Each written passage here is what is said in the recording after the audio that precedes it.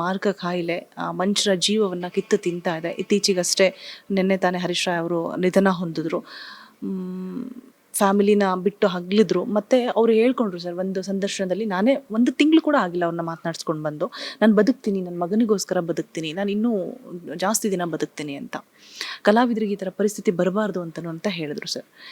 ಸಹಾಯ ಹಸ್ತ ಅಂತ ಚಾಚೋಕ್ಕೆ ಯಾರು ಮುಂದಾಗಲಿಲ್ವಾ ಅಂತ. ಸಹಾಯ ಮಾಡಿದ್ರು, ಮಾಡಿದ್ದಾರಲ್ಲ. ಕಠಿಣ ಪರಿಸ್ಥಿತಿ ಕಲಾವಿದರಿಗಿದೆ ಅಂತ ಹೇಳ್ತಾರೆ ಅವಕಾಶಗಳ ವಿಚಾರವಾಗಿ. ಇದೆ, ಏನು ಮಾಡೋಕ್ಕಾಗತ್ತೆ, ಎಲ್ಲ ಹೋದ್ಮೇಲೆ ಗೊತ್ತಾಗತ್ತೆ. ಸಹಾಯ ಹಸ್ತ ಚಾಚಲಿಲ್ಲ ನನಗೆ ಗೊತ್ತಿಲ್ಲ.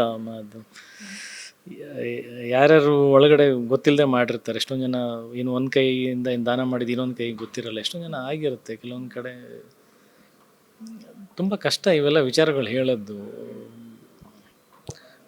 ಪರ್ಸ್ನಲ್ ಸ್ಟೇಟ್ಮೆಂಟ್ಸ್ ಬೇರೆ. ಇವಾಗ ನನ್ನ ವಿಚಾರಕ್ಕೆ ಬಂದಿದ್ದರೆ ನಾನು ಎಷ್ಟಕ್ಕೆ ಮಾಡೋಕ್ಕಾಗುತ್ತೆ, ನನ್ನ ಶಕ್ತಿಗೆ ಬಿಟ್ಟಿದ್ದದು.